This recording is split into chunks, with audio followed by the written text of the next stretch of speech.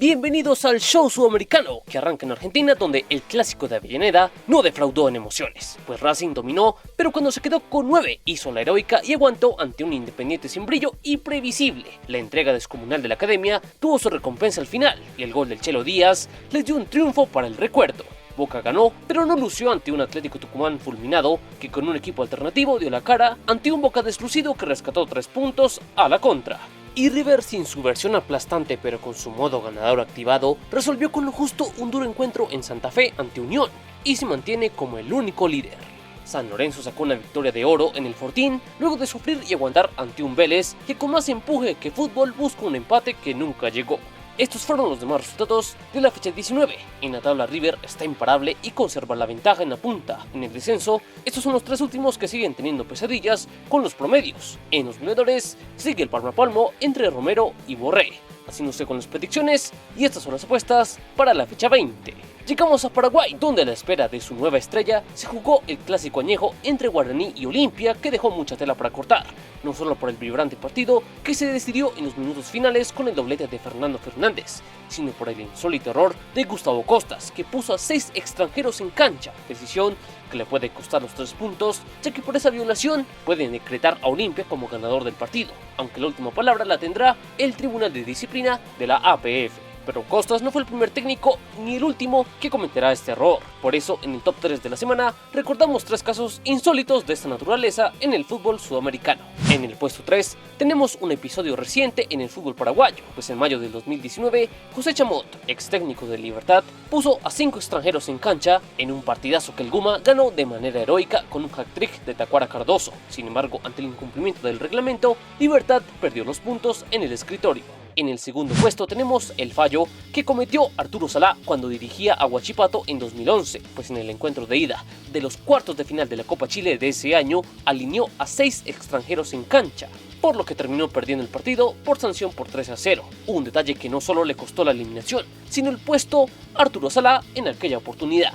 Y en el puesto 1 tenemos el recordado caso del Junior de Barranquilla en 2015, donde por los cuartos de final de la apertura, el DT Alexis cometió el garrafal error de meter a 4 extranjeros en cancha ante el DIM, por lo que a pesar de que el partido acabó 2-2, tras la correspondiente sanción, el cuadro tiburón lo perdió por 3-0, resultado que prácticamente firmó la eliminación de los barranquilleros. Pero volviendo a la actualidad del campeonato paraguayo, Libertad ganó, pero su partido tampoco estuvo exento de polémica, pues ante un River Plate dominante, un existente penal sobre el cierre rescató al Guma, que se mantiene en la punta, y Cerro atendió a domicilio a 12 de octubre con una actuación dominante y con 4 goles que mantienen al Ciclón al acecho. Estos fueron los demás resultados de la jornada 4. En la tabla, Guaraní y Libertad comparten la punta. En el descenso, 12 de octubre y General Díaz siguen en la zona roja. En los goleadores, Roque permanece de líder con 6 tantos, haciéndose con las predicciones, y estas son las apuestas para la fecha 5. Y como en Ecuador aún no empieza la Liga Pro, pasamos ahora con la Liga Lo Pagará Su Madre, o la Liga del Desorden, pues si acaso será la única o una de las pocas que desarrollan toda su jornada en 5 días distintos, la nueva joyita de los genios de la DIMAYOR que recurren a estas incoherencias para intentar impulsar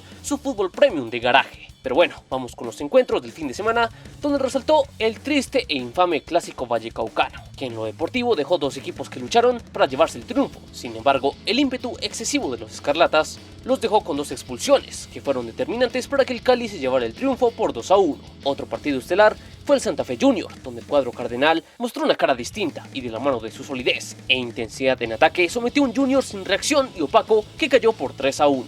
El DIM, en el partido madrugador de la fecha, completó un encuentro redondo donde dominó placer a Patriotas, que cayó en el Atanasio, y Millonarios dio pena en Montería, pues no aprovechó su momento, y Jaguares aplastó a los azules en el segundo tiempo con un contundente 4-1. Estos fueron los demás resultados de la fecha 4 de la Liga Betplay. En la tabla, el sorprendente Pasto ya se apoderó de la punta con 9 unidades. En el descenso, Chicó y Pereira siguen penando con los promedios. En los goleadores, Rangel sigue gobernando con 5 tantos, haciéndose con las predicciones, y estas son las apuestas para la fecha 5. Llegamos a Chile, donde la U sigue mejorando, y ahora facturó ante la Unión La Calera, que dio pelea, pero un sólido cuadro azul sometió y aguantó la reacción de los cementeros, que cayeron al final por 3-0. La Católica no obtuvo el juego, pero sí la efectividad ante Antofagasta, que contrario a los cruzados perdonaron y la falta de efectividad condenó a los Pumas a la derrota. Y Colo-Colo no pudo ante Audax Italiano, que en un gran primer tiempo aturdió a un Cacique que reaccionó tarde y no le alcanzó para el empate. Estos fueron los demás resultados de la fecha 3. En la tabla, la Católica con 9 puntos ya es el único líder. En el descenso, Deportes La Serena sube tanto en la tabla general como en los promedios. En los goleadores, la Ribey sigue en lo más alto con 5 tantos, haciéndose con las predicciones y estas son las apuestas para la fecha 4.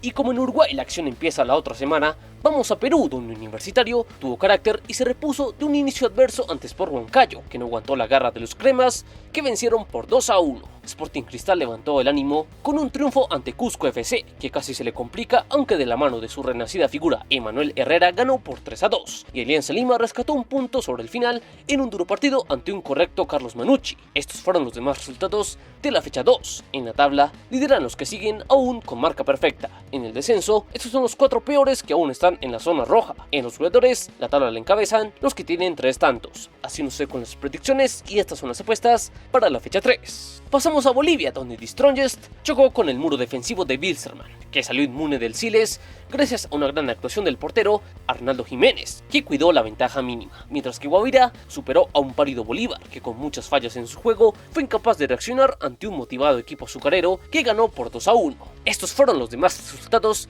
de la fecha 5. En la tabla, Always Ready sigue imparable y ya es el líder solitario. En el descenso, The Strongest se une al drama de Real Potosí. En los goleadores, Marco Riquelme sigue en la punta con 6 tantos, haciéndose con las predicciones y estas son las apuestas para las 2 fechas que se jugarán esta semana. Y terminamos en Venezuela, donde Caracas, en un partido muy apretado ante La Guaira, apenas pudo sacar la diferencia en los minutos finales con un gol de Robert Hernández sobre el cierre. Y Táchira sigue cediendo luego de caer en otro encuentro cerrado ante Aragua, que encontró la ventaja mínima desde el punto penal.